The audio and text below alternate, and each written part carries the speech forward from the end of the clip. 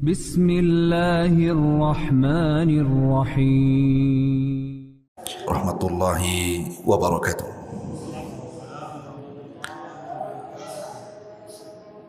Alhamdulillah. Alhamdulillahi rabbil alamin.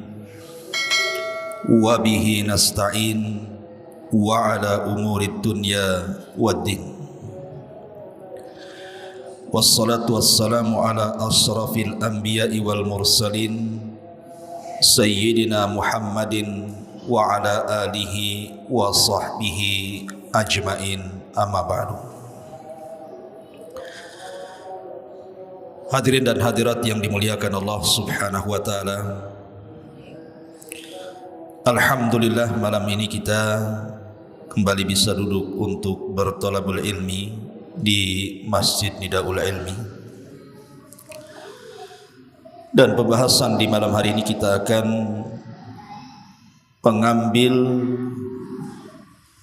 banyak pelajaran dari seorang tabi'in yang sangat mulia, yang para ulama mengatakan majhulun fi ahlil ardi ma'rufun fi ahli sama. Tidak terkenal di bumi, tapi sangat terkenal di langit. Dialah Uwais ibnu Amir al-Qarani, atau dikenal dengan Uwais al-Qarani. Bagaimana kisahnya? Ma'asyiral muslimin yang dimuliakan Allah subhanahu wa ta'ala, Uwais al-Qarani adalah seorang tabi'in, bahkan disebut kibaru tabi'in. Padahal dia hidup di zaman Nabi SAW. Harusnya orang yang hidup di zaman Rasul berjumpa dengan Rasul, tapi tidak dengan Uwais al-Qarani. Dia tidak sempat berjumpa dengan Nabi SAW dikarenakan terhalang dengan berbaktinya dia kepada orang tua, sehingga sampai dia meninggal tidak pernah melihat wajah Rasul, dan Rasul pun tidak pernah melihat wajahnya. Makanya dia tidak dikategorikan sahabat Nabi, karena syarat sahabat Nabi itu harus melihat, beriman dan mati di atas Islam, walaupun sempat murtad sekalipun. Itulah definisi yang dikemukakan Al-Hafidh Ibnu Hajar rahimahullah ta'ala. Secara nasab Uwais al-Qarani dia adalah Uwais ibnu Amir. Ada yang melaqabkan dengan Al-Khalis, dan Amir ibnu Juz ibni Malik ibni Amr ibni Sa'd ibni Aswan ibni Qarnin ibni Radman ibni Najiyat ibni Murad. Adapun kunyahnya adalah Abu Amir, dan kunyah itu sunnah hukumnya. Lahir, hidup semasa Nabi SAW, tapi tidak pernah berjumpa dengan Nabi. Dan dia kelak akan meninggal dalam peperangan ketika Ali radhiyallahu an berselisih paham dengan Muawiyah, kemudian terjadi perang Siffin. Lah Uwais ibn Amir al-Qarani ini termasuk tentara dari kubu Ali radhiyallahu an dan meninggal di perang Siffin. Ma'asyiral muslimin yang dimuliakan Allah Azza wa Jalla, kalau kita melihat keutamaan seseorang, tentu kita harus mencari komentar orang lain yang berkomentar tentang dia. Al-Imam Adz-Dzahabi rahimahullahu ta'ala dalam kitabnya Siyar A'lamin Nubala, ketika beliau memuji Uwais ibn Amir al-Qarani ini, beliau mengatakan huwal qudwatu, az-zahidu sayyidut tabi'in fi zamanihi kana min awliya'illahil muttaqin wa min ibadihil mukhlasin. Uwais adalah orang yang layak dicontoh karena sebagai qudwah, dan dia orang yang paling zuhud, pemimpin para tabi'in di zamannya, dan termasuk wali-wali Allah yang bertakwa, dan termasuk hamba-hamba Allah yang ikhlas. Cukuplah pujian Imam Zahabi rahimahullahu ta'ala menunjukkan siapa sebenarnya Uwais Ibnu Amir Al-Qarani ini. Bahkan dikatakan oleh Abu Nu'aim rahimahullahu ta'ala, faminat tabaqatil ula minat tabi'in sayyidul ubbad wa alamul asfiya minaz zuhad Uwais Ibnu Amir Al-Qarani. Kata Abu Nu'aim rahimahullahu ta'ala, dia mengatakan termasuk tabaqat yang pertama dari kalangan tabi'in, pemimpinnya ahli ibadah, terpancar padanya al-asfiya minaz zuhad, kejernihan-kejernihan, karena dia seorang ahli zuhud. Dialah Uwais ibn Amir Al-Qarani. Dan banyak lagi pujian para ulama terhadap Uwais ibn Amir Al-Qarani ini. Tapi tentu pujian yang paling besar adalah pujian Nabi SAW kepada Uwais ini. Cukuplah kalau Nabi SAW yang bicara, artinya Uwais ini bukan sembarang orang.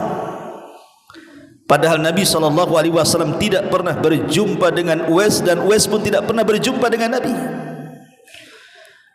Tapi lihat bagaimana Nabi SAW mengatakan, ya'ti alaikum Uwais Ibnu Amir ma'amdadi ahli Yaman min muradin thumma min qaranin kana bihi barasun fabara'a minhu illa mawdi'a dirhamin lahu walidatun huwa biha barrun law aqsama 'ala Allah la abarra fa in istata'ta an yastaghfira laka faf'al.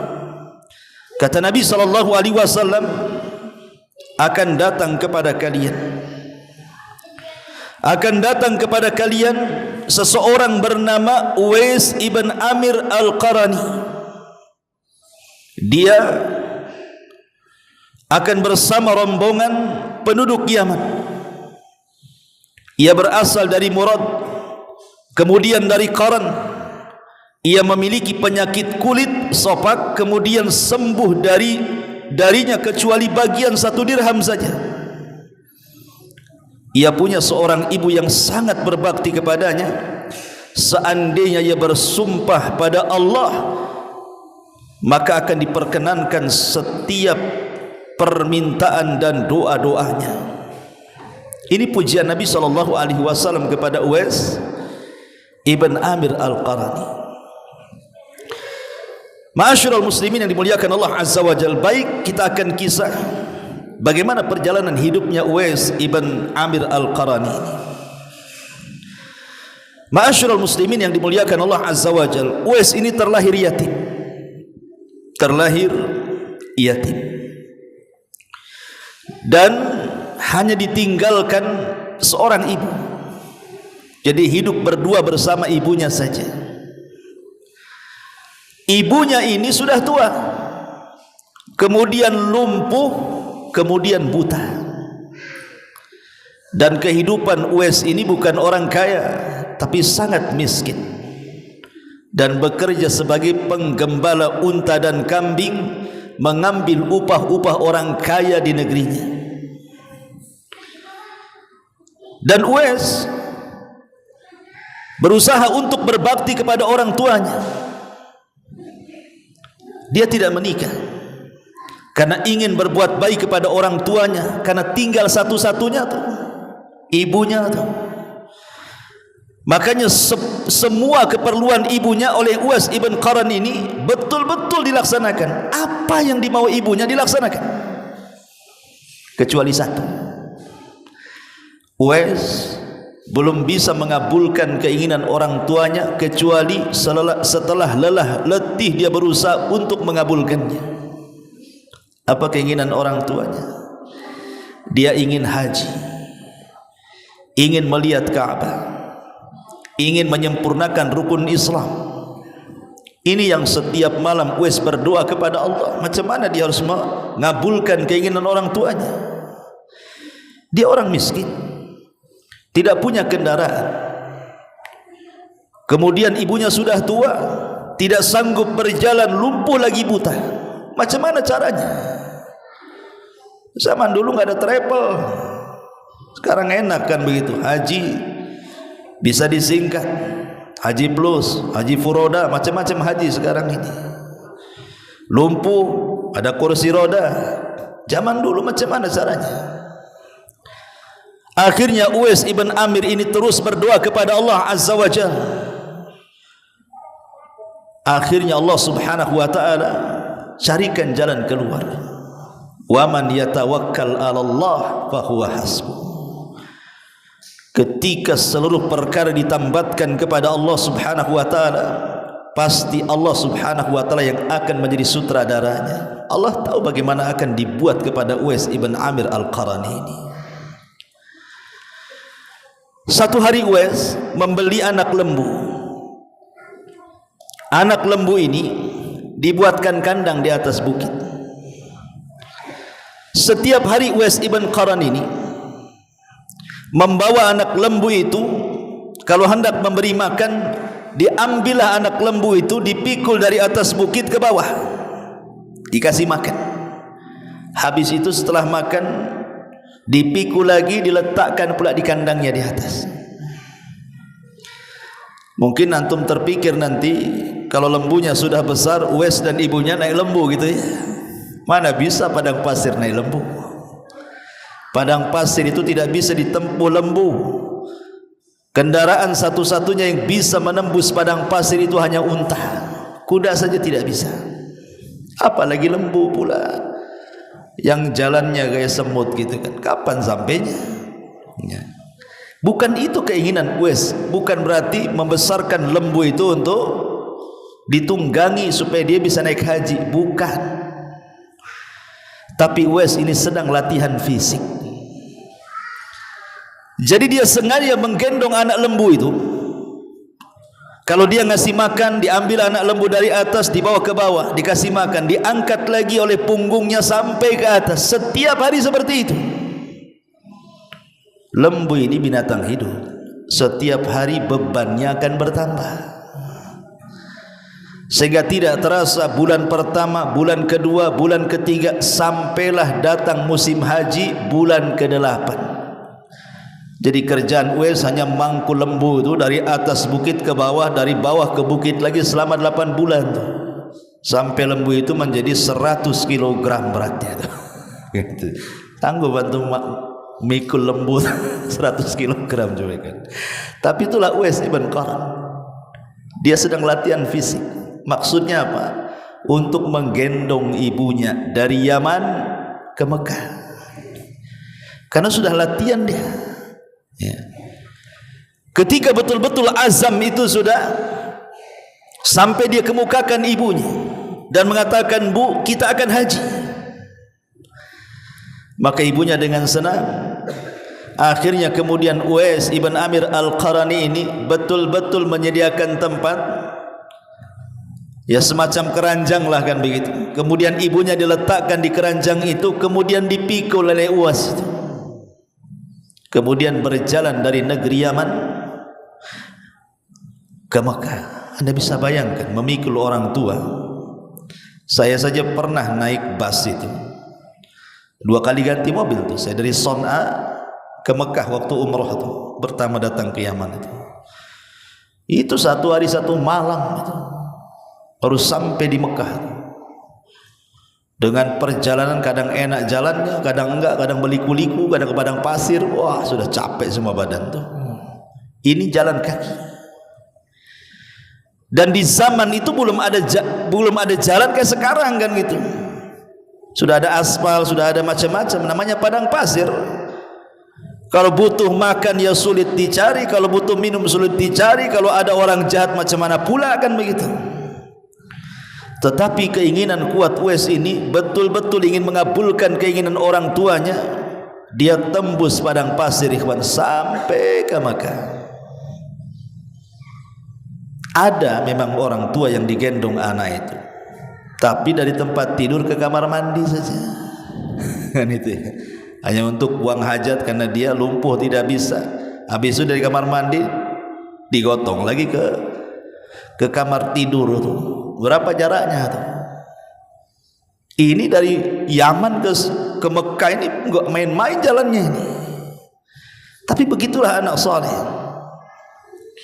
Ketika kemudian keduanya sampai di Mekah, kemudian mulai keduanya tawaf di sekitar Ka'bah. Selesai tawaf, maka kedua insan ini dengan bahagianya bisa menatap Ka'bah. Dan dua-duanya menangis. Tiba-tiba Uwais mengatakan, Allahumma ghfir li ummi, Allahumma ghfir li ummi. Ya Allah, ampuni dosa-dosa ibuku ini. Ya Allah, ampuni dosa-dosa ibuku.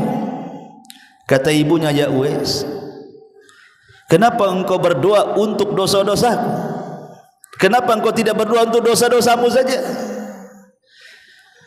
Maka Uwais ibn Amir Al-Qarn mengatakan, ya ummah, wahai ibuku, kalau seandainya Allah subhanahu wa ta'ala kabulkan doaku, kemudian dosamu diampuni oleh Allah, dan Allah masukkan engkau ke dalam sorga, dan engkau redha dengan diriku, itu sudah cukup bagiku wahai ibuku. Karena dengan itulah dosa-dosaku pun akan digugurkan Allah Azza wa Jalla. Akhirnya kemudian Uwais pun setelah melaksanakan haji menggendong lagi ibunya balik lagi ke Yaman ikhwan. Subhanallah. Dari sini pelajarannya, kenapa Nabi SAW sampai memuji Uwais ibn Amir Al-Qarani dan mengatakan kepada sahabat Umar dan Ali, temukan orang ini, minta doanya. Sebab kalau sudah bersumpah atas nama Allah, setiap permintaannya pasti dikabulkan Allah Azza wa Jalla. Rupanya di balik pengabulan doa Uwais ibn Amir Al-Qarn itu, karena dia adalah seorang birrul walidain. Rahasianya itu karena dia orang yang sangat berbakti dengan orang tuanya. Makanya kenapa Nabi SAW ketika ditanya, siapa orang yang paling pertama saya berbuat baik kepadanya? Kata Rasul, ummuka, ibumu. Siapa lagi wahai Rasul? Kata Rasul, ummuka, ibumu. Siapa lagi wahai Rasul? Kata Rasul, ummuka, ibumu. Siapa lagi wahai Rasul? Abuka, baru bapamu. Ada seorang bapak bertanya sama anaknya, nah, kata Nabi SAW, siapa orang yang paling harus kita cintai? Kata anaknya, ibumu. Satu kan, ibumu. Dua, berarti dua ibu katanya. Ibumu, tiga ibu. Akhirnya anaknya bilanglah sama istrinya, istri lagi di dapur, lagi motong-motong telur, dipotong telur jadi 4. Dikasihkan sama anaknya, bilang sama bapakmu, nanti kayak telur ini dipecah jadi 4 nanti. Gitu ya Allah. Masyaallah muslimin yang dimuliakan Allah Subhanahu wa taala. Di sini bagaimana Uwais ibn Amir Al-Qarani ini mengajarkan kepada kita birrul walidain. Makanya ketika dia hijrah ke Syam, kemudian terlibat dalam jihad bersama kaum muslimin dan menjadi terkenal gara-gara dia berjumpa dengan Umar dan Umar meminta doanya. Banyak orang-orang yang ingin seperti Uwais ibn Amir Al-Qarani, berbakti dengan orang tuanya. Padahal kurang-kurang apa coba ayat-ayat Al-Quran menjelaskan tentang keutamaan birrul walidain, hadis-hadis Rasul menjelaskan tentang fadilah dan keutamaan birrul walidain, tapi mereka ingin mencontoh itu dari Uwais ibn Amir Al-Qarani. Luar biasa. Makanya wajar kata Imam Zahabi dikatakan al-qudwah, menjadi percontohan orang yang sangat berbakti dengan kedua orang tuanya. Cukup sampai di situ? Tidak. Uwais Al-Qarani ini, walaupun dia pekerjaannya ala kadarnya, dia seorang penggembala kambing orang dan unta-unta orang. Artinya dia hanya mengambil upah saja kan, sama dengan Nabi SAW. Ketika dia menjadi penggembala kambing itu alal qararit, artinya hanya mengambil beberapa qirat saja, upah kecil, hanya bisa untuk memberi makan kebutuhan dia dan keluarganya dan ibunya saja. Tapi kalau seandainya ada rizki lebih, boleh jadi yang punya unta, yang punya kambing itu ngasih lebihlah rizki kepada Uwais ini. Maka Uwais ini terkadang memberi kelebihan rizki itu kepada tetangga-tetangga yang senasib dengan dia. Bayangkan dia sudah miskin, tapi dia ingin membantu orang miskin. Ini yang luar biasa. Ada di zaman sekarang sudah kaya, tapi tidak mau membantu orang miskin, kan gitu. Ini Uwais ini orang miskin, tapi kalau ada kelebihan harta, dia berusaha untuk membagi-bagikan. Sampai-sampai Uwais ini berdoa kepada Allah Subhanahu wa taala. Jadi kalau dia tidak sanggup atau tidak ada rizki lah gitu ya untuk memberi makan tetangga-tetangganya, apa kata dia? Sebagaimana disebutkan oleh Sufyan Ats-Tsauri rahimahullahu taala,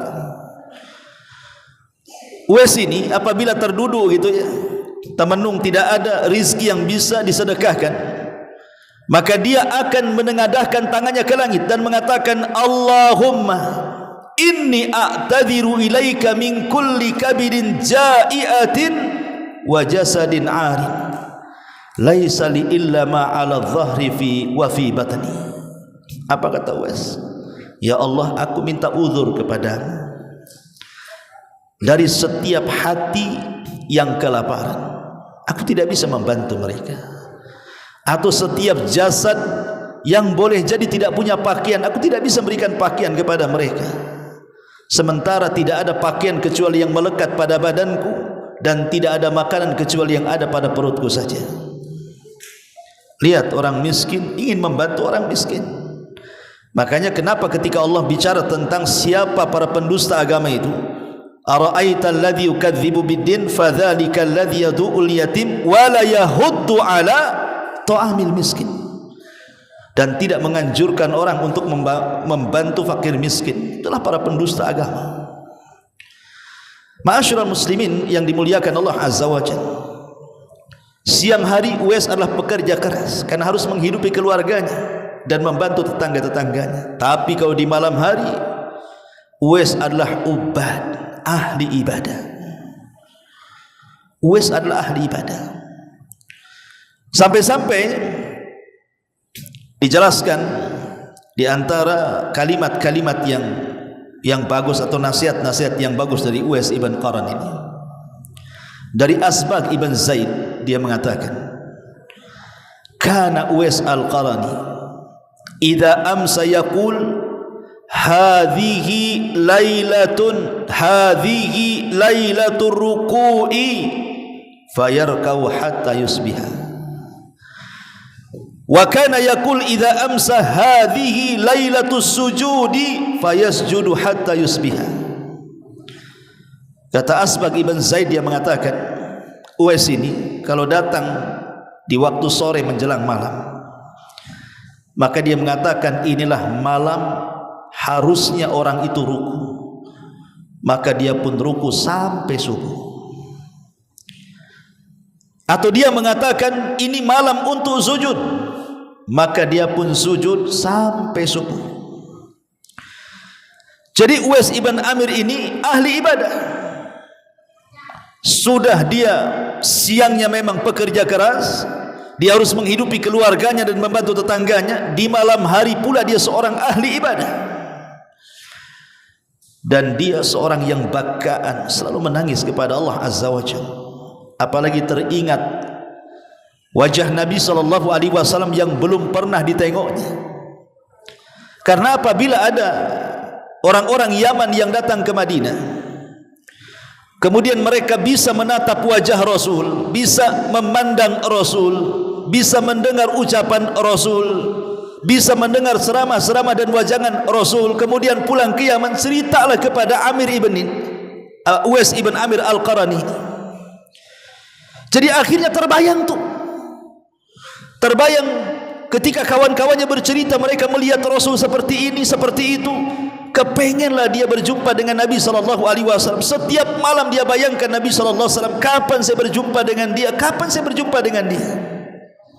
Uwais ibn Amir Al-Qarani ini kecintaan kepada Rasul luar biasa, sampai-sampai apabila dia mendengar Nabi SAW perang Uhud tahun ketiga Hijriah kan,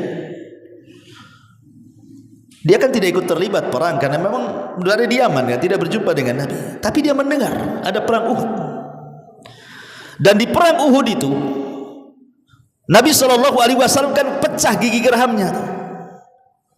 Pecah gigi gerhamnya sampai Nabi SAW melaknat orang yang memecahkannya dalam kunut subuh, dalam kunut nazilahnya. Maka Uwais ini seolah-olah ingin merasakan apa yang dirasakan Nabi SAW. Diambilnya batu, dipukulkan pula ke giginya biar pecah sama seperti Nabi SAW merasakan sakit saat pecah giginya. Coba bayangkan. Tapi jangan ditiru ya, ini kan ijtihad dia. Jangan pula istri ketabrak motor, pengen juga ketabrak biar merasakan macam mana lah istri ketabrak. Tuh bodoh lah itu namanya. Gitu. Ma'asyiral muslimin yang dimuliakan Allah Azza wa Jalla. Sampai seperti itulah kecintaan Uwais ibn Amir Al-Qarani kepada Rasul. Istihad dia seperti itu. Sampai akhirnya betul-betul dia menghadap ibunya, ngomonglah baik-baik sama ibunya. Bu, izinkan saya lah berjumpa dengan Nabi sekali saja gitu. Kata ibunya, ibu koma iya bunaya, tidak bisa. Kau harus tinggal di sini, rawat aku. Aku ini sudah lumpuh, buta, sudah tua. Siapa yang akan merawat aku kalau kau pergi? Tapi Uwais terus mendesak. Akhirnya ibunya mengizinkan, tapi dengan satu syarat. Kau boleh datang ke Madinah, jangan menuju lain tempat, langsung menuju rumah Nabi. Selepas kau berjumpa Nabi, memandang wajah Nabi, kau pulang lagi ke Yaman. Ma'asyiral muslimin yang dimuliakan Allah Azza wa Jalla. Akhirnya Uwais pun mempersiapkan segalanya karena sudah dapat izin dari orang tuanya. Dia bekerja dengan keras, kemudian dititipkan orang tuanya kepada tetangga-tetangganya, kemudian dia siapkan perbekalannya. Berangkatlah Uwais ibn Amir Al-Qarani ini ingin berjumpa dengan Nabi. Sesampainya di kota Madinah, bertanya di mana rumah Nabi, dan langsung berjumpa dengan rumah Nabi. Karena kerinduannya kepada Nabi SAW, digedornya dengan keras tuh pintu rumah Nabi itu. Tiba-tiba ada yang membuka. Masalahnya yang keluar bukan Nabi, tapi salah satu daripada istri Nabi SAW. Kemudian Uwais menceritakan bahwa dia orang jauh dari negeri Yaman, hanya punya waktu sebentar ingin berjumpa dengan Nabi karena aku harus kembali ke Yaman. Di mana Nabi SAW? Kata salah satu istri yang mengatakan, engkau sudah tepat, ini rumah-rumah Nabi, tapi Nabi tak ada. Nabi sedang berada dalam peperangan, sedang safar. Akhirnya Uwais pun berusaha menunggu mungkin 2 hari 3 hari kan gitu ya. Tapi macam mana orang menunggu orang safar itu? Di zaman itu tidak ada handphone. Kalau di zaman sekarang iyalah kita bisa handphone kan. Nabi kira-kira kapan balik kan bisa. Kalau Nabi bawa handphone di zaman itu mana bisa? Bagaimana caranya? Kata Nabi ya OTW kan itu kan bisa ditunggu. ya kan? Tapi di zaman itu macam mana caranya nunggu orang safar itu? Bisa seminggu, bisa sebulan, bisa 2 bulan, bisa 3 bulan. Namanya orang perang. Sementara Uwais itu terganjal dengan apa? Dengan amanah ibunya. Dia harus cepat balik. Akhirnya kemudian Uwais pun walaupun kecewa berat sekalipun, akhirnya dia pun kemudian pulang, tidak berjumpa dengan Nabi SAW. Karena dia kan punya ibu masalahnya. Itulah yang menjadikan dia tidak bisa lagi datang ke Madinah sampai wafatnya Nabi SAW. Dia harus membantu ibunya. Makanya kenapa kemudian setelah Rasul pulang dari safar, kemudian salah satu istrinya menceritakan bahwa ada anak muda namanya Uwais dari Yaman. Dia ingin berjumpa dengan engkau wahai Rasul, tapi terhalang oleh ibunya, dia harus cepat balik. Maka Nabi SAW kemudian mengatakan, disinilah Rasul bersabda kepada para sahabat tentang siapa Uwais ibn Amir Al-Qarani. Ada seorang laki-laki yang bernama Uwais Al-Qarani. Dia dari Murad, kemudian dari Qaran. Dulu dia punya penyakit safak. Setelah haji dan menghajikan ibunya, sembuh tuh penyakitnya, kecuali 1 dirham yang ada di telapak tangannya. Jadi sofaknya tinggal 1 dirham aja di sini. Sengaja tidak dihilangkan. Bahkan ada riwayat itu Uwais sendiri yang minta jangan dihilangkan semuanya. Ya, kalau bisa itu Uwais ibn Amir ini walaupun disembuhkan penyakit sofaknya, dia minta kepada Allah Azza wa Jalla, kalau bisa disisakanlah supaya mengenang akan nikmat Allah Subhanahu wa taala. Bersyukur kalau dulu dia pernah sakit kemudian sembuh, diingatkan terus dengan sofaknya itu. Karena biasanya orang kalau lagi sakit, ya kan, orang lagi sakit itu terasalah waktu sehat, oh enak kalilah sehat ini. Tapi ketika sehat lupa pula kalau dia sakit.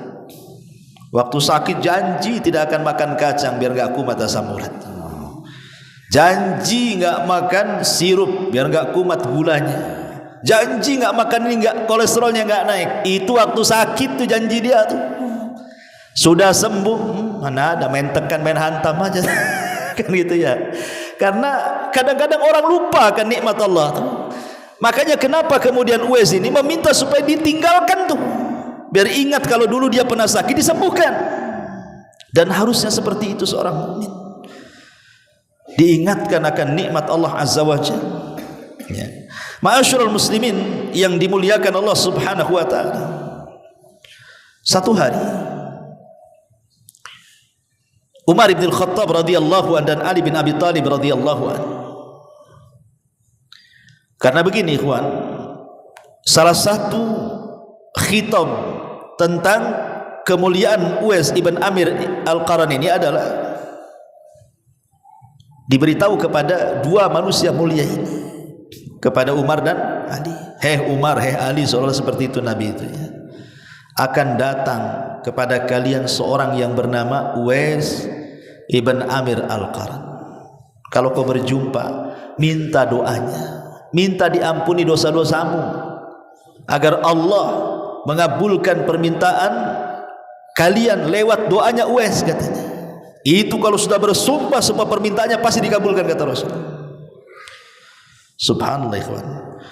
Sesuatu derajat para sahabat itu jauh lebih mulia dibandingkan tabi'in. Macam mana hebat tabi'in pun tidak bisa menandingi para sahabat. Walaupun mereka memiliki gunung sebesar emas sekalipun, tidak bisa mencapai 1 mud, bahkan separuhnya pun tidak kalau dibandingkan dengan para sahabat, kata Nabi. Tidak bisa. Tapi masalahnya keutamaan Uwais ini datang dari lisan Nabi. Nabi yang ngomong. Dan para sahabat Nabi SAW itu kalau ada arahan dari Nabi, maka mereka kuncinya cuma satu, sami'na wa ata'na. Dengar, taat. Itulah para sahabat.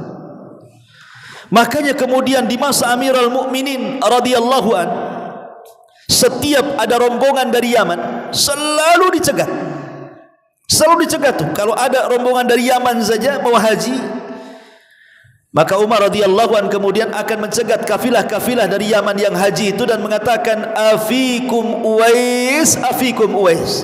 Ada Uwais enggak di situ? Enggak ada, wahai Umar. Kecewa Umar. Tahun itu enggak ada Uwais. Datang musim haji berikutnya, nanya lagi, afikum Uwais. Ada enggak Uwais di situ? Enggak ada. Datang lagi haji berikutnya, asih itu aja yang ditanyakan Umar bin Khattab radhiyallahu anhu. Karena memang pesannya Rasul seperti itu.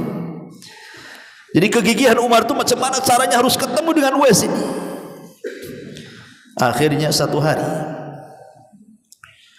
betul-betul kemudian ada kafilah datang dari Yaman, kemudian dihadang oleh Umar bin Khattab radhiyallahu an dan mengatakan, afikum Uwais ibnu Amir. Mereka mengatakan, ya ada, dan dia masuk dalam rombongan kami. Kemudian Umar mengatakan, yang Uwais, yang saya maksudkan dengan Uwais itu ibnu Amir, putranya Amir. Maka orang-orang mengatakan, ya dia putranya Amir. Dia dari Murad, iya dia dari Murad. Wah senang dia. Dia dari Qaran, iya dari Qaran. Makin senang Umar. Wah ini benar nih. Sekarang di mana dia? Kemudian Umar radhiyallahu an sampai mengatakan, dulu orangnya punya penyakit sopak, kemudian disembuhkan, tinggal 1 dirham. Iya itu orangnya katanya. Tapi dia tidak bersama rombongan kami karena dia kehabisan bekal. Di tengah jalan dia mencari tuan penggembala kambing, kemudian dia menggembala kambingnya untuk mendapatkan upah biar bisa melanjutkan hajinya katanya. Di mana itu katanya. Kemudian ditunjukkan tempatnya. Maka Umar dan Ali radhiyallahu an pun mencari Uwais. Setelah ketemu, dia sedang sholat. Ya. Kemudian diperhatikanlah ciri-ciri Uwais ibn Amir al-Qarani ini ketika sholat. Kata Ali radhiyallahu an, nampaknya memang itu orangnya. Kita dekati. Selesai sholat, maka Umar bertanya, siapa namamu wahai tuan? Maka Uwais mengatakan, ana Abdullah, saya Abdullah, hamba Allah. Kata Umar, kami juga hamba Allah. Ya. Saya ingin nama yang orang tuamu memberikan kepadamu. Jujur siapa namamu? Barulah dia mengatakan, ana Uwais, saya Uwais. Siapa nama bapakmu? Kata Umar. Kata Uwais, Abdullah. Semua kami Abdullah wahai fulan. Siapa nama bapakmu yang dikasih nama bapaknya kepada bapakmu? Gitu ya. Baru dia mengatakan namanya Amir. Ada benar itu kan. Uwais ibn Amir. Kau dari Murad? Iya. Kau dari Qaran? Iya. Kau dulu punya penyakit sofa kemudian sembuh? Iya. Sumringahlah Umar bin Khattab radhiyallahu. Ini tuh orangnya. Bertahun-tahun dicari-cari, ketemu pula sekarang di depan mata.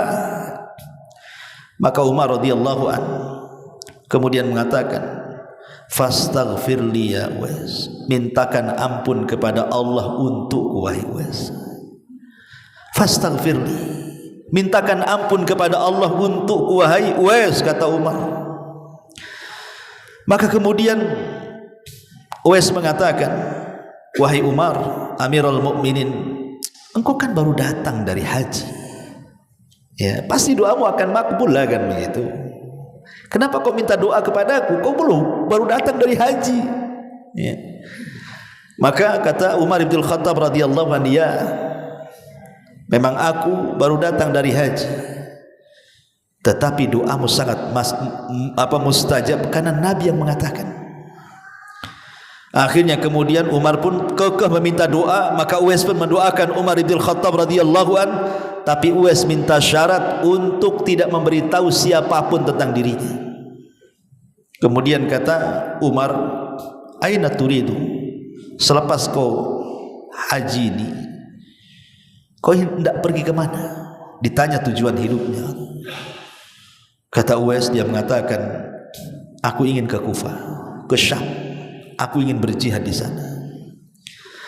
Kata Umar radhiyallahu mengatakan, bagaimana kalau seandainya aku akan berikan kau rekomendasi surat, kau sampaikan surat ini ke pemimpin Kufah di sana, biar segala sesuatu hajatmu dipenuhi oleh orang-orang itu.